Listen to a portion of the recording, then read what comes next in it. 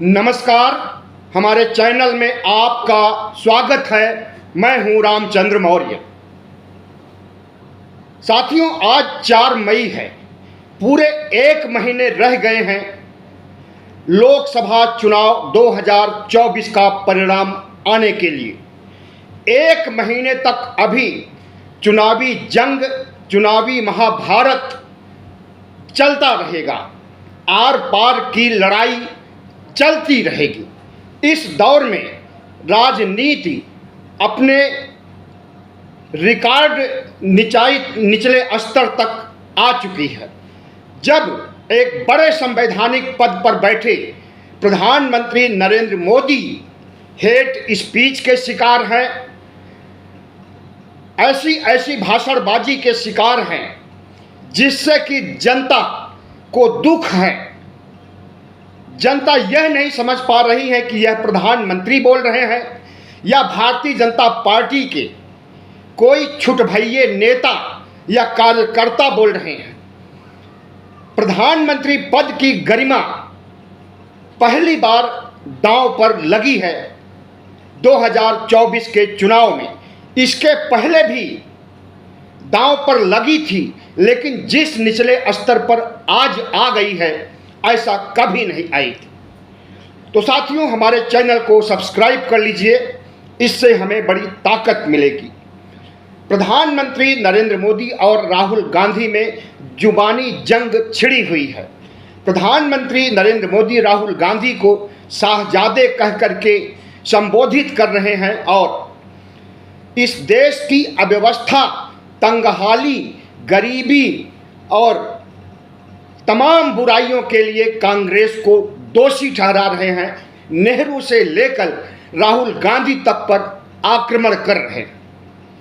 वही राहुल गांधी आक्रमण तो नहीं कर रहे हैं, लेकिन जिस तरह से प्रधानमंत्री नरेंद्र मोदी के चाल चरित्र चेहरे को उजागर कर रहे हैं, इससे जनता में खुशी की लहर दौड़ गई है। प्रधानमंत्री नरेंद्र मोदी का जो कद्दावर स्वरूप उभर करके 2014 में सामने आया था, आज वह स्वरूप नहीं बचा रह गया है, या यूं कहें कि उसमें गिरावट आ गई है। तमाम आंकड़ों और सर्वे की बात माने तो आज से नहीं, भारत जोड़ो यात्रा के समय से ही राहुल गांधी के कद का ग्राफ बढ़ रहा है और नरेंद्र मोदी का ग्राफ घट रहा है। राहुल गांधी ऊंचाइयों की ओर बढ़ रहे हैं, शिखर की ओर बढ़ रहे हैं, सत्ता की ओर बढ़ रहे हैं, तो नरेंद्र मोदी शिखर से धरातल की ओर बढ़ रहे हैं। धरातल के नीचे रसातल भी जा सकते हैं, ऐसा अनुमान लगाया जा रहा है।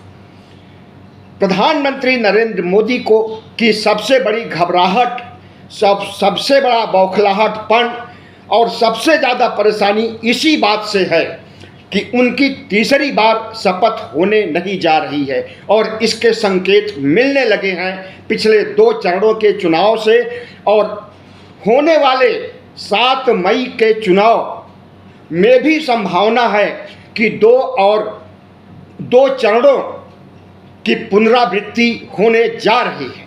तो जिस ढंग से प्रधानमंत्री बौखला करके निचले स्तर पर गिर गए हैं और दोषारोपण कर रहे हैं, राहुल गांधी को मंगलसूत्र चुराने वाला, गहने चुराने वाला, सोना चुराने वाला, यहाँ तक कि भैंस चुराने वाला नेता बता रहे हैं। राहुल गांधी अगर जीतेंगे तो एक्सरे कराएंगे और एक्सरे कराने के बाद संपूर्ण ओबीसी, एससी, एसटी की संपत्ति, उनका हक अधिकार मुसलमानों को सौंप देंगे। यह कहने में कोई गुरेज नहीं हो रहा है नरेंद्र मोदी को। और सांप्रदायिक भाषण उनके जितने पहले हुआ करते थे, कहीं उससे ज़्यादा आक्रामक तेवर सांप्रदायिक भाषणों को लेकर के अपनाए हैं प्रधानमंत्री नरेंद्र मोदी।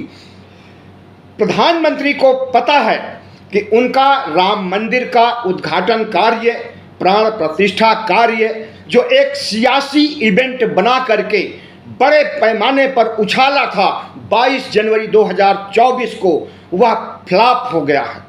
राम मंदिर का शो फ्लॉप हो गया है।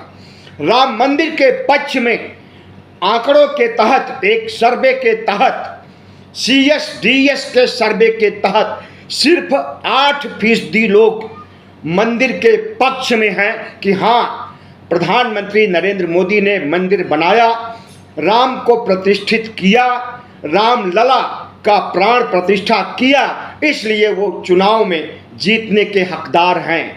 जो राम को लाए हैं हम उन्हीं को जिताएंगे, कुछ ऐसा ही कहना है 8% लोगों का। और 2% लोग हिंदुत्व के मुद्दे पर वोट देने वाले हैं। नरेंद्र मोदी को पता है कि राम मंदिर और हिंदुत्व के मुद्दे पर कुल 10% वोटर 2024 के चुनाव में उन्हें वोट दे सकते हैं। तो उन 10% को खुश करने के लिए जिस तरह से हिंदू मुस्लिम कर रहे हैं और राहुल गांधी को कटघरे में खड़ा कर रहे हैं, कांग्रेस पार्टी को मुस्लिम लीग समर्थित बता रहे हैं और 80-20 का खेला कर रहे हैं, यह करने से उन्हें लाभ होने वाला नहीं है, क्योंकि यह सब सुनने वाला और इसके आधार पर वोट देने वाला सिर्फ 10% वोट है। 97 करोड़ मतदाताओं में अगर 10% वोट नरेंद्र मोदी को मिलेंगे तो क्या नरेंद्र मोदी की जीत होगी? क्या वे हैट्रिक लगा पाएंगे? क्या वो तीसरी बार शपथ लेंगे? कतई नहीं ले पाएंगे। विनाश काले विपरीत बुद्धि, संस्कृत की यह कहावत है। तो प्रधानमंत्री नरेंद्र मोदी इसी कहावत को चरितार्थ कर रहे हैं। और जिस तरह से नरेंद्र मोदी के खिलाफ भारतीय जनता पार्टी के अंदर जो खेमेबाजी हुई है और जो अंदरूनी घमासान है, तो सिर्फ नरेंद्र मोदी, अमित शाह और 2-4 इनके कैबिनेट के मंत्री ही इनके साथ हैं। बाकी पूरी भारतीय जनता पार्टी को नाराज कर रखा है। प्रधानमंत्री नरेंद्र मोदी को सिर्फ विपक्ष को ही दुश्मन नहीं मानते हैं, सिर्फ इंडिया गठबंधन को ही दुश्मन नहीं मानते हैं, बल्कि अपने पार्टी के कद्दावर नेताओं को भी दुश्मन मानते हैं और उन्हें साइड कर रखे हैं। आपने देखा होगा कि पिछले दिनों 3 राज्यों में चुनाव हुए, मध्य प्रदेश, छत्तीसगढ़ और राजस्थान में, और तीनों जगह इनकी सरकार बनी। तेलंगाना में कांग्रेस की सरकार बनी और इन तीनों राज्यों में फतह के बावजूद यहाँ के क्षत्रप नरेंद्र मोदी को पसंद नहीं आए। जो भी क्षत्रप 2 बार से ज़्यादा मुख्यमंत्री बनता है वही नरेंद्र मोदी के दिलों और दिमाग में खटकने लगता है कि कहीं ऐसा न हो कि 2 बार जीतने के बाद अगर तीसरी बार हैट्रिक लगा दे कोई भी मुख्यमंत्री, चाहे वो मध्य प्रदेश का हो, चाहे वो छत्तीसगढ़ का हो या राजस्थान का हो, तो कहीं ऐसा ना हो कि वह प्रधानमंत्री पद के सिंहासन के लिए दावेदार बन जाए, इसलिए उसे साइड लाइन कर दिया जाता है। और इस कतार में ऐसे कई मुख्यमंत्री हैं जो कि प्रधानमंत्री नरेंद्र मोदी से खौफ खा रहे हैं और इन चुनाव में उन्हें सबक सिखाने की जुर्रत कर रहे हैं। वो चाहे वसुंधरा राजे हों राजस्थान में, प्रधानमंत्री नरेंद्र मोदी को हराने के लिए अंदरूनी तौर पर जो अभियान चला रही है राजस्थान में वसुंधरा राजे, उससे भारतीय जनता पार्टी बैकफुट पर आ गई है और लगभग 12-13 सीटें या कुल कहें कि 25 में से आधी सीटें कांग्रेस पार्टी जीतने जा रही है। इन सभी सीटों पर प्रधानमंत्री नरेंद्र मोदी की पकड़ खत्म हो गई है और इसमें एक फैक्टर वसुंधरा राजे का भी है। और दूसरा, कांग्रेस राजस्थान से विधानसभा चुनाव हारी जरूर, लेकिन उसके मत प्रतिशत में कोई कमी नहीं हुई, मत प्रतिशत घटा नहीं, बल्कि अगर चारों राज्यों का मिला लिया जाए, मध्य प्रदेश, राजस्थान, छत्तीसगढ़, तेलंगाना, इन चारों राज्यों का औसत निकाला जाए तो नरेंद्र मोदी से करीब 11 लाख ज़्यादा वोट मिले हैं कांग्रेस पार्टी को। ऐसे में कांग्रेस पार्टी के हौसले बुलंद हैं और वह तेलंगाना में तो अपना पताका फहराएगा ही, राजस्थान में आधी सीटें लेने जा रहा है और कमोबेश यही स्थिति छत्तीसगढ़ की है।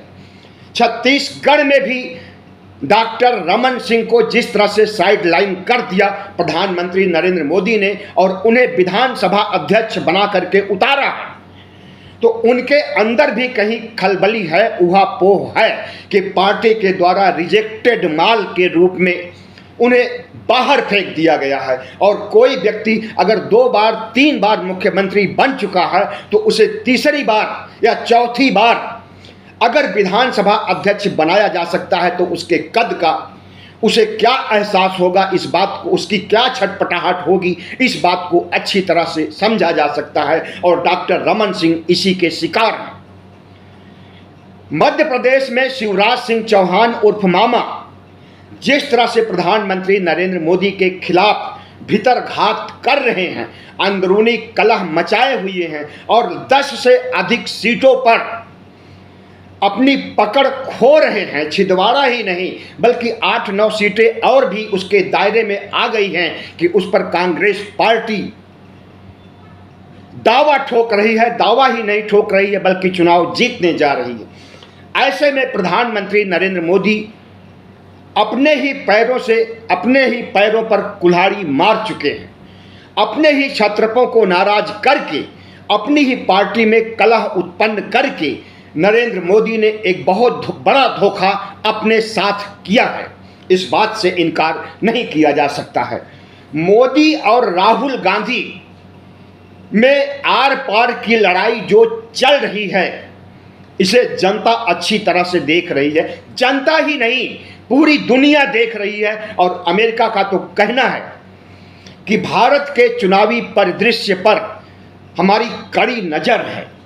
इसी तरह से जर्मनी और तमाम देश, ऑस्ट्रेलिया, फ्रांस, तमाम देश बयान जारी कर चुके हैं कि जिस तरह से हिंदू मुस्लिम का खेला भारत में किया जा रहा है और उससे प्रधानमंत्री नरेंद्र मोदी की न सिर्फ जग हंसाई हो रही है बल्कि नरेंद्र मोदी के खिलाफ आवाज़ें भी उठ रही हैं अंतर्राष्ट्रीय स्तर पर। नरेंद्र मोदी अब विश्व गुरु नहीं रह गए हैं, भारत गुरु भी नहीं रह गए हैं। अब नरेंद्र मोदी का कद पहले की अपेक्षा बहुत ज़्यादा घट गया है और राहुल गांधी का कद बढ़ गया है। प्रधानमंत्री नरेंद्र मोदी जब राहुल गांधी के ऊपर कटाक्ष करते हैं, हमला करते हैं, तो उनका शब्द होता है शाहजादे, कांग्रेस के शाहजादे। और इस शब्द को प्रियंका गांधी ने पकड़ लिया और कहा कि हमारे भाई को शाहजादे कहते हैं। शाहजादे को अगर हिंदी में समझना चाहें तो राजकुमार होता है, राजा का पुत्र होता है, राजपुत्र होता है। मुगल काल में जो राजपुत्र हुआ करते थे, मुगल साम्राज्य में, उन्हें शाहजादे कहा जाता था। सलीम अकबर के शाहजादे थे।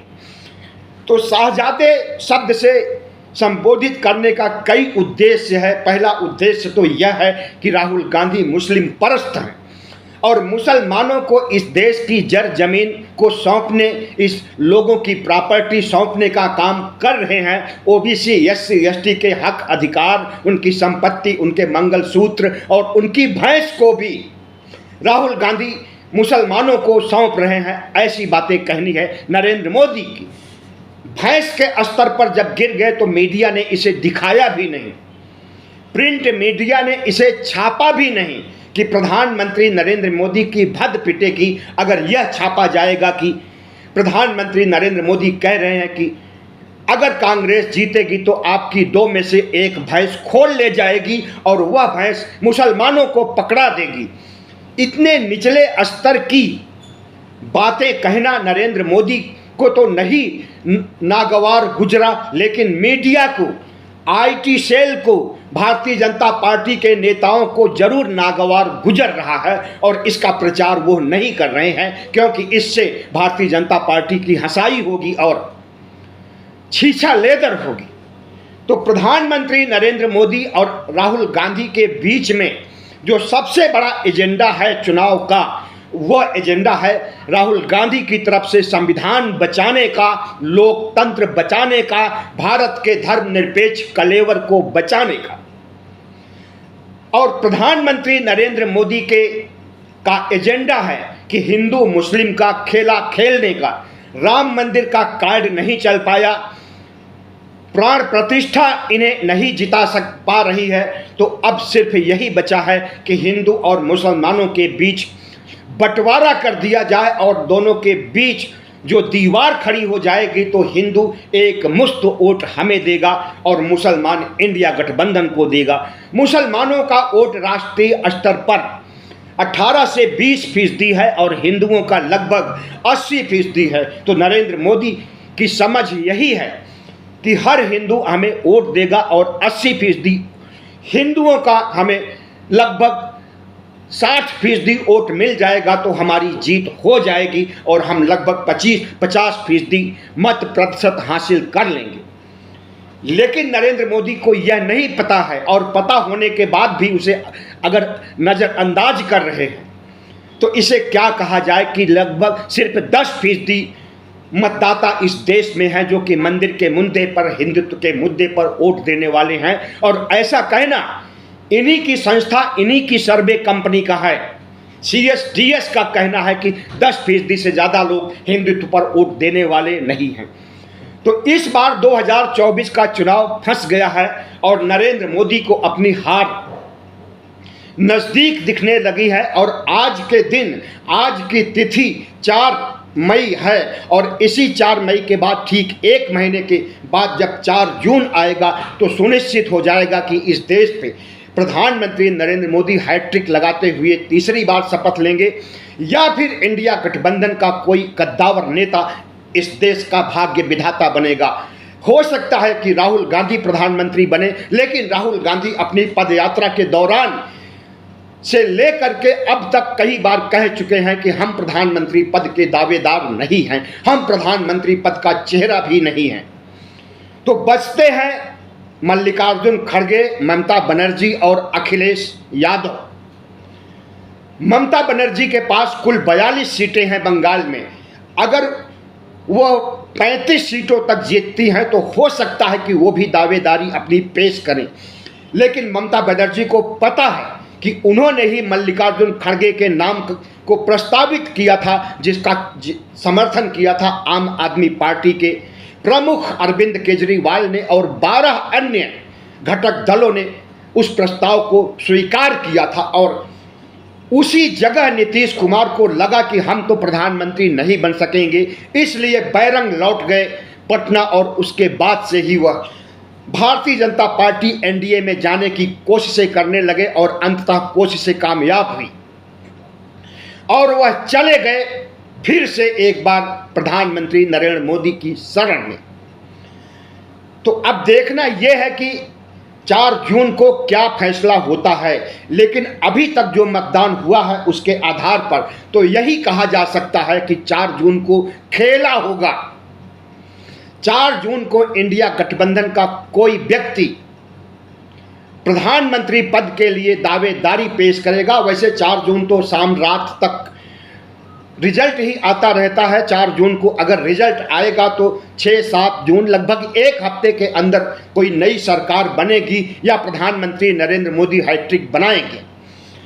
लेकिन उसके पहले लगभग 1 महीने रह गए हैं। इन 1 महीनों में भारत की छवि दुनिया के देशों में कैसे बनती है, भारत का सियासी रुख जिस तरह से निचले स्तर, निचले पायदान पर जा रहा है, उससे कटुता बढ़ रही है, द्वंद्व बढ़ रहा है, संघर्ष बढ़ रहा है और पार्टियों के बीच दूरियां बढ़ रही हैं। हिंदुओं और मुसलमानों के बीच नफरत भी कुछ स्तर तक तो बढ़ ही रही है। प्रधानमंत्री नरेंद्र मोदी के जितने भी अंधभक्त हैं या यूं कहें कि कोर वोटर हैं, कट्टरपंथी लोग हैं, वे जरूर समाज में आग लगाने का काम करेंगे और समाज के बाकी लोगों को भी मोटिवेट करने की कोशिश करेंगे कि प्रधानमंत्री नरेंद्र मोदी को जिताया जाए, नहीं तो भारत बचेगा ही नहीं। और दूसरी तरफ इंडिया गठबंधन है जिसने कि बहुत ठोस मुद्दा पकड़ लिया है और उस मुद्दे को देने का काम प्रधानमंत्री नरेंद्र मोदी की पार्टी ने ही किया है। भारतीय जनता पार्टी के नेताओं ने ही कहा कि हमें 400 सीटें दीजिए, हम संविधान को बदल देंगे, हमें 400 सीटें दीजिए, हम लोकतंत्र को खत्म कर देंगे, हमें 400 सीटें दीजिए, हम हिंदू राष्ट्र बना देंगे। लेकिन वार उल्टा पड़ गया और इसे विपक्ष ने लपक लिया। और अब जिस तरह से राहुल गांधी तमाम जनसभाओं में, रैलियों में, भीड़ में, रोड शो में संविधान की प्रति लेकर के जा रहे हैं और उसे बाबा साहब की किताब बता करके गरीबों को, गांव के लोगों को, गांव के मतदाताओं को संबोधित करने के लिए कह रहे हैं कि भारतीय जनता पार्टी के लोग जीत करके आएंगे तो बाबा साहब की इस किताब को कुएं में फेंक देंगे, और जब कुएं में फेंक देंगे तो किताब नष्ट हो जाएगी। और इसी किताब ने आपको आपका हक और अधिकार दिया है, आपको आगे बढ़ने और विकास करने का अधिकार दिया है। इसी किताब ने आपको आरक्षण दिया है।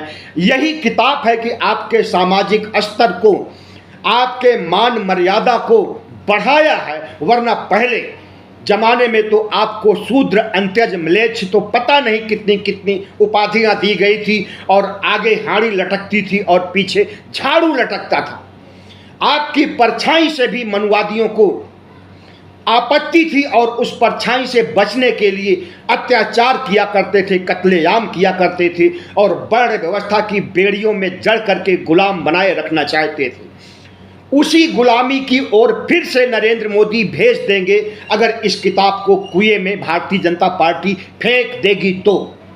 और यह बात ओबीसी, एससी, एसटी और दलित मतदाताओं को समझ में भी आ रही है, क्योंकि उन्होंने भी सुना है कि अनंत हेगड़े ने इस बात को कहा है कि 400 पार सीटें दीजिए, हम संविधान को बदल देंगे।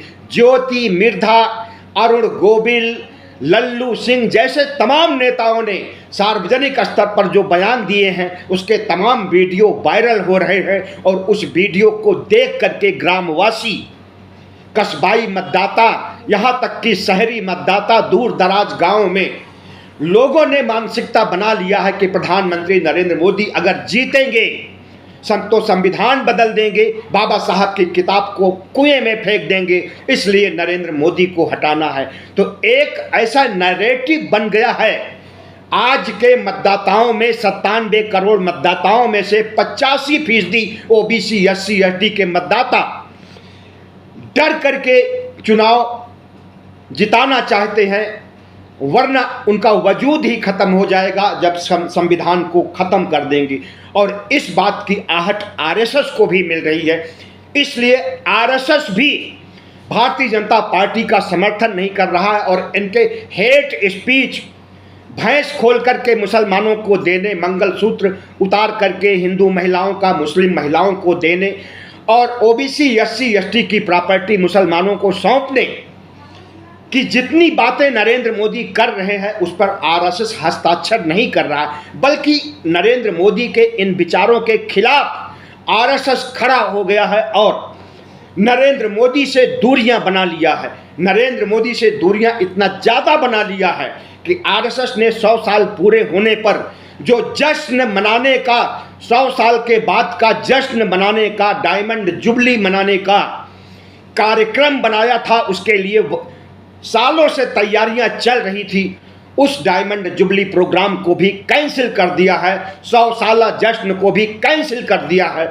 और प्रधानमंत्री नरेंद्र मोदी को जिम्मेदार ठहरा रहा है। तो प्रधानमंत्री नरेंद्र मोदी 2024 के चुनाव में चौतरफा घिर गए हैं। ओबीसी, एससी, एसटी के मतदाताओं के द्वारा सवाल दर सवाल पर घिर गए हैं, संविधान बचाने के नाम पर आरएसएस के द्वारा घिर गए हैं कि आरएसएस के सपनों को साकार नहीं कर पाए। इन 10 सालों में इंडिया गठबंधन और विपक्ष के तरफ से भी घिर गए हैं कि प्रधानमंत्री एक तानाशाह प्रधानमंत्री के रूप में 2014 से उत्पन्न हुए और 2024 तक जितना तानाशाही इन्होंने किया, साम दाम दंड भेद से सरकारें गिराने, राज्य सरकारें गिराने, अपनी सरकारें बनाने, विधायकों सांसदों का खरीदने का काम जिस तानाशाही ढंग से किया है और आज भी जिस तरह से इंडिया गठबंधन को खत्म करने के लिए सीबीआई, ईडी, आईटी का बेजा इस्तेमाल हो रहा है और 2 मुख्यमंत्रियों को जेल में ठूंस रखा है, भ्रष्टाचार के नाम पर चिन्हित हो गया है कि भारतीय जनता पार्टी दुनिया की सबसे बड़ी भ्रष्ट पार्टी है।